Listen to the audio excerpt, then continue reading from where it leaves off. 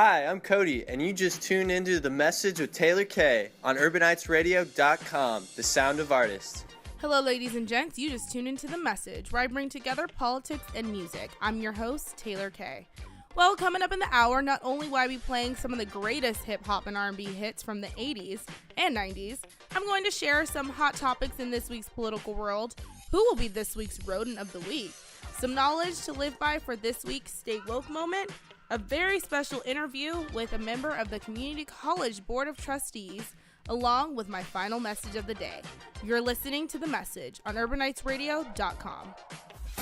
We're online 24/7. 24/7. 24/7.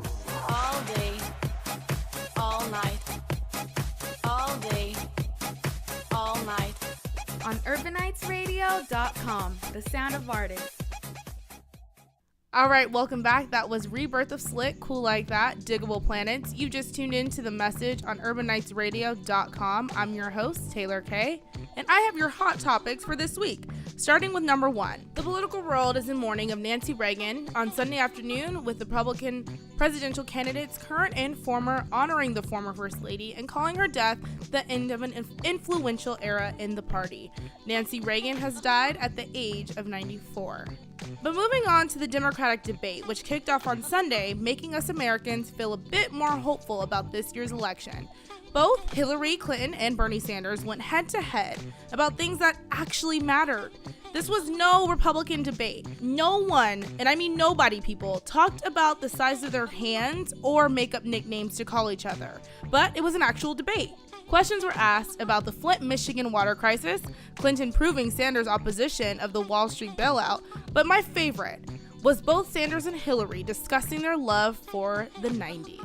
The early 1990s. The 1990s. 1990s. If we're going to talk about the 90s, we were making progress on this in the 1990s. Look, I was on a picket line in the early 1990s against NAFTA. You know, if we're going to argue about the 1990s instead of talking about the future, which I'd much prefer, the end of the 1990s, after 2 terms of my husband's presidency, the unemployment rate in Michigan was 4.4%. 1990s, we created a whole lot of jobs. If we're going to argue about the 90s, let's try to get the facts straight. But in the 1990s, you know what we also did? We deregulated Wall Street.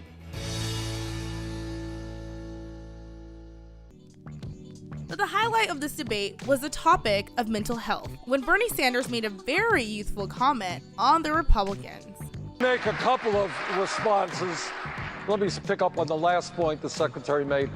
You know, we are, if elected president, going to invest a lot of money into mental health. And when you watch these Republican debates, you know why we need to invest in mental health. Democrats, you give me hope this election season. It was a very big weekend for Ted Cruz. The Texas senator came out on top in GOP contests in 2 states over the weekend, while speaking very boastfully on how he's the only Republican who can take on Donald Trump. Bitch, what? Bitch, what? What? Ted, we're still trying to figure out if you're American or not. You couldn't even force Trump to show us his tax returns or statements, for that matter. You're fired. Number 4. On Friday, GOP candidate for president Ben Carson decided to pack up his bags and end his campaign. Hallelujah, hallelujah, hallelujah, hallelujah. But he's not going anywhere just yet. God damn it! Ben Carson stated, "I may be departing the campaign trail, but I will not be departing the scene." Oh Lord. Instead, for the rest of my life, I will continue to work tirelessly to do everything I can to save America for the next generation. Ben, we good, fam. Our generation don't need you. We are good. I repeat, we are good. He also continues to state, "I will be working on a number of initiatives, including serving as honorary chair of My Faith Votes, a nonprofit organization dedicated to mobilizing the 25 million evangelicals who didn't vote in the last election." Well, maybe because you were in the running. The twin pillars of faith and family are under attack, and I will endeavor to strengthen our nation by preserving them both. But once again, Ben Carson, our Constitution states, you cannot mix church and state. Let it go.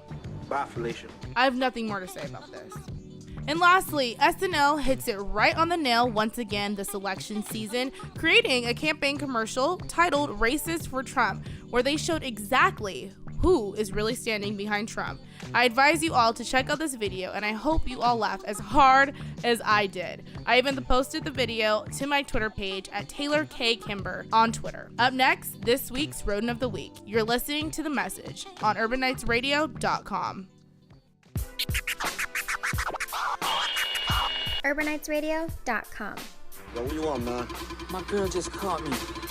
You made her catch you? I don't know how I let this happen.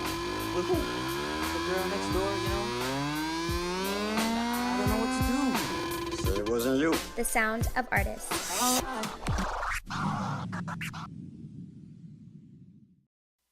That was Knee Deep, Funkadelic, right here on The Message, UrbanNightsRadio.com. And well, it's that time for this week's Rodent of the Week, which goes to the entire GOP. Yes, every Republican candidate running for president of these United States, from Donald Trump, who came in after Marco Rubio, and Ted Cruz, and some guy named John. Who cares? What's sad is that this entire Republican Party is even worried about who's going to be president. Some have even stated that they're better off going for Bernie Sanders. But let's focus here. There are 245 more days, or as I like to say, Americans have nearly 9 months left to serve in our sentence. Now at the age of 23, I can only claim to have closely watched 2 presidential debates. The seemingly stolen Florida vote of 2000 was a terrible way to start. However, even the shock and horror of seeing George W. Bush elected twice doesn't quite compare to the nightmare that is the 2016 fight for the White House. I'm waiting for Don King and Kris Jenner to step up and collect a check for producing the greatest show on earth. Alas, here we are. Trump, the frontrunner, doesn't want any new Muslims, a group that is nearly 1/4 of the world's population, by the way, into a country, and wants to build a fence to keep out Mexicans. As if these human beings are not important.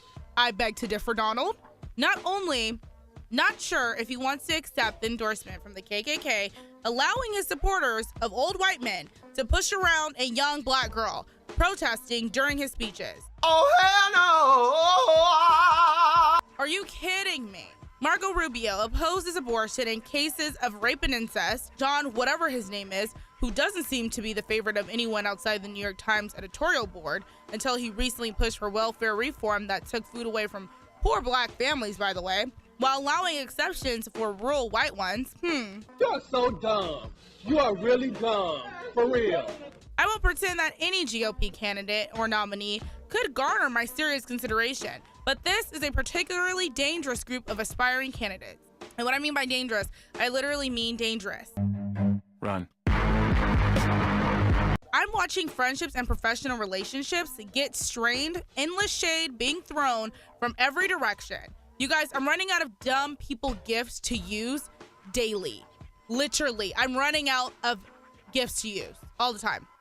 Despite it all, I'm with the candidate more than others, though I won't be discussing that publicly until never, most likely. I'm just going to go to the ballot box and just cast my vote for the best of what's available. My nerves just cannot take any more of this mess. And remember, for any of you listeners out there who would like to nominate next week Rodent of the Week in the political scene, follow my Twitter page at Taylor Kimber and let me know what you think. Coming up, an interview with a community leader in the Central Valley. You're listening to The Message on UrbanNightsRadio.com. Welcome back to The Message on UrbanNightsRadio.com. That was Passing Me By Farrakhan. It's that time of the hour, y'all, where I call it a day and go back to yelling at the ignorance behind the election season. Remember to follow me on Twitter at Taylor K. Kimber. But I leave you all with this, my final message of the day from Nelson Mandela himself. We can change the world and make it a better place. It's in your hands to make a difference. Thank you all so much for spending your hour with me. Until next time, this is The Message on UrbanNightsRadio.com.